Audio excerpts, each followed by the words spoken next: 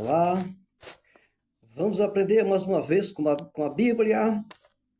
O título é A Troca do Fardo. Então, depois que entrou o pecado no ser humano,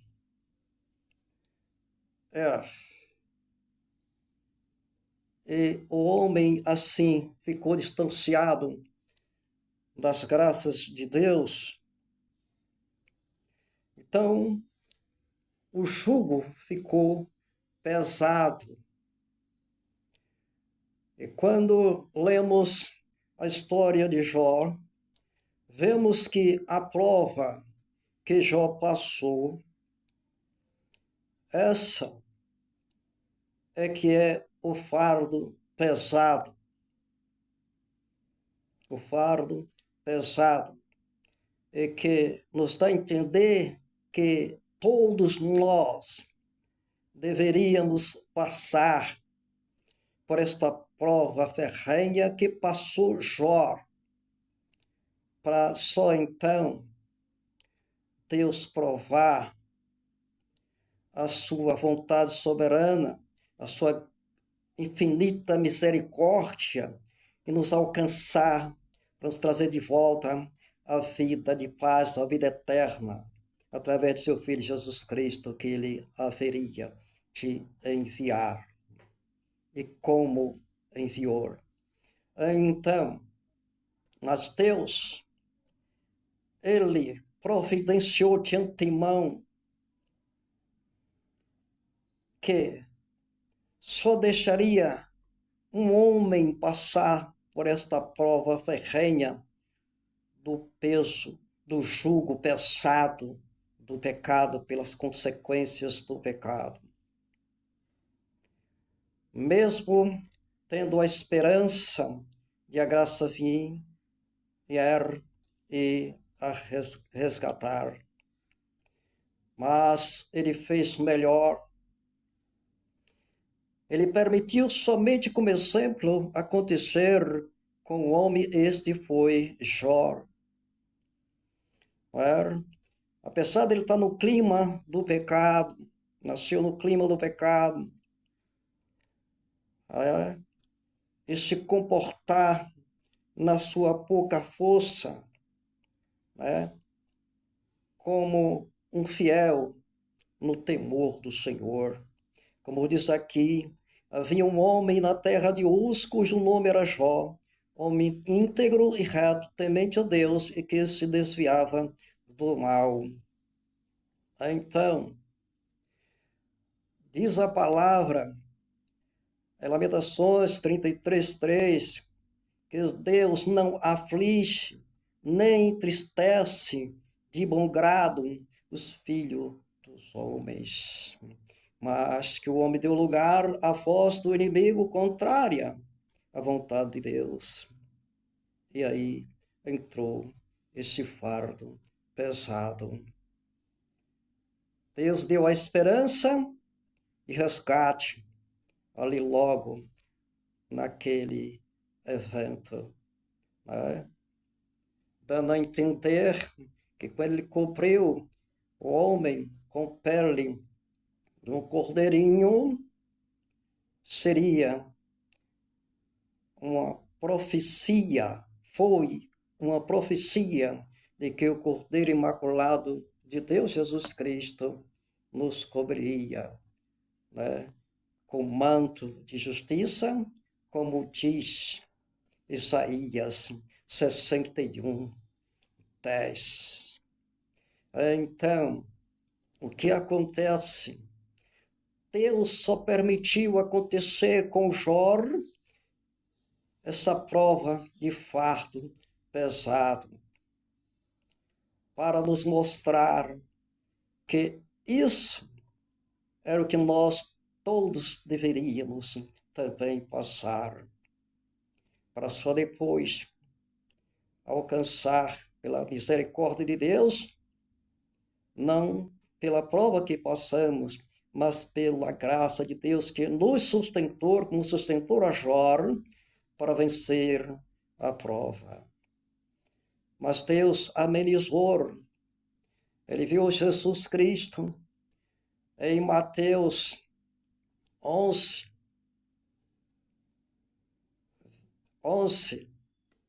25 em diante, mais especificamente 28 ao 30. Então vamos ler. É bom ler, já que a Bíblia está aqui.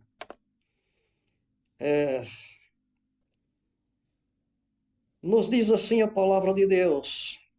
Jesus dizendo: vinde a mim, todos os que estáis cansados e sobrecarregados, e eu vos aliviarei. Tomai sobre vós o meu jugo e aprendei de mim, porque sou manso e humilde de coração, e achareis descanso para a vossa alma. Agora, vamos ver aqui. Porque o meu jugo é suave e o meu fardo é leve. Então, quando é que acontece isto? Quando aceitamos Jesus como nosso Senhor, como nosso Salvador, né? Para obedecer o que Ele nos manda depois de aceitar a Ele como nosso Senhor e Salvador. Então, o que é que acontece? Então, o jugo pesado, o fardo pesado é tirado daquele que passou Jó, para que todos nós que aceitamos a Ele, recebemos em troca o fardo leve, porque Jesus carregou todos os nossos fardos pesados e cravou na cruz do Calvário, como nos diz lá em Isaías 53. Né?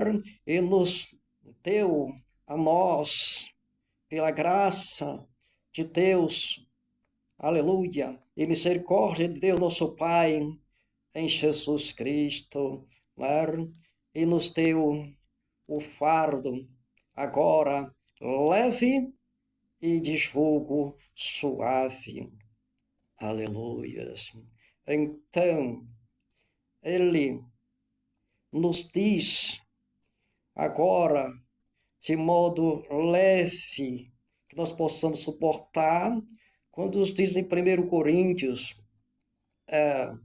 no capítulo 10, versículo 13, que ele nos diz que ele não dá tribulação ou tentação acima do que nós possamos suportar, mas que Ele nos ajuda para, em meio às provas, nos dar o escape.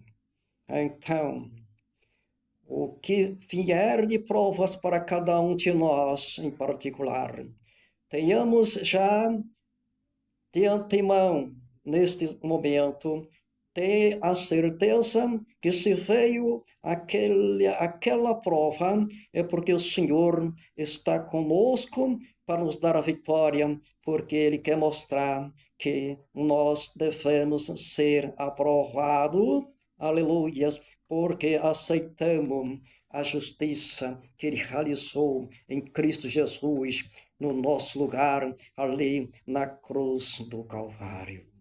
Então, aí se cumpre o que diz Isaías 64, 64, e o versículo, eu não me lembro bem agora, que diz que ele nos cobriu, versículo 6, que ele nos cobriu com um manto de justiça.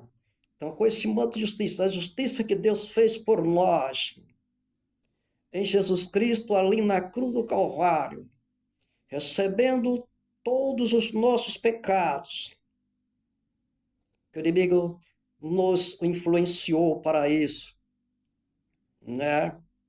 Na entrada do pecado, quando ele enganou ali a mulher no jardim do Éden. Então ele tomou toda essa condenação nossa e cravou ali na cruz do Calvário esse peso total do pecado. E essa justiça que Deus o Pai fez em seu Filho Jesus Cristo no nosso lugar, para nos dar de volta a vida eterna que o Adão, como Eva, perdeu ali no jardim do Éden, porque caiu, deu lugar à tentação. Então, agora vamos concluir mais uma saliência. Você não quer passar a prova que Jó passou, não é? É por isso que muitos não querem nem ler o livro de Jó. Mas era bom que lesse, para poder entender que Deus nos livrou, a todos nós, dessa prova tão ferrenha, tão pesada que Jó passou. Ele só permitiu que foi Jó. Certo? Para o exemplo do quanto ele nos livrou desse jugo pesado do pecado. E pior ainda, e além do sofrimento de Jó, porque é perdição eterna. Mas Jó, mesmo passando por aquilo, lembra que ele tinha esperança de ver o Senhor ainda na sua carne, na sua pele, né? E ele viu aqui ainda, na sua carne, na sua pele restaurada. Ele viu, Deus falou com ele e ele falou com Deus. Ele também nos dá a entender, né, que ele diz que por fim se levantará sobre a terra. Ele já está dizendo uma segunda parte, quer dizer, que ele seria ressuscitado depois de morto, naturalmente, na vinda do nosso Senhor e Salvador Jesus Cristo, como diz em 1 Coríntios 15, 55, 56, 57. Mas, então, e por que não aceitar a troca deste fardo pesado pelo fardo de Jesus? Pela justiça de Jesus no nosso lugar, nos livrando desse fardo pesado, nos dando um fardo leve e um jugo suave. Sejamos inteligentes, de verdade, para entender o que é melhor. E que Deus, Ele nos diz ainda que quando a gente pede aquilo que a gente quer, que parece que é o melhor que a gente quer que Deus nos dê, Ele vai mais além. Ele diz que Ele nos dá além do que pedimos ou pensamos. Né? Então, por que não aceitar esta graça? Né? Só vamos ficar com o jugo leve enquanto ficarmos aqui, porque continua fardo, né? Só que não é o fardo mais pesado, né? Fardo leve que todos nós possamos suportar, porque Deus nos dá a condição para vencer as provas. Agora vamos concluir, né? Então, diz aqui pela boca do próprio Jesus: vinde a mim, todos os que estáis cansados e sobrecarregados, e eu vos aliviarei. Tomai sobre vós o meu jugo e aprendei de mim, porque sou manso e humilde de coração, e encontrareis descanso para as vossas almas. Por quê? Porque o meu jugo é suave e o meu fardo é leve. Quantos dizem amém? Glórias e graças a Deus. Somente mais uma coisinha, que antes de pensar em falar estas palavras aqui, me subiu a memória, dizendo: Jesus, pelo que eu entendo, nunca sorriu para se ver os seus dentes. Não. Jesus não andava distraído com alegrias aqui passageiras. As pessoas entendiam o sorrir de Jesus. Era no olhar terno dele, olhar que expressava o amor, a compaixão, a misericórdia, a graça infinita e a vida eterna, nos dando esta esperança. Este era o testemunho pessoal de Jesus. É por isso que ele atraía as pessoas. Agora, ele não se alegrou com essas alegrias daqui para nos dar um vislumbre que possamos aqui ainda sorrir, de maneira que os nossos dentes caqueiros possam se ver. Mas ser com vislumbre de como será o curso, o peso eterno na terra gloriosa e eterna como no céu. Da presença do Senhor, o eterno, no nosso meio. Mas ainda uma extensãozinha deste assunto.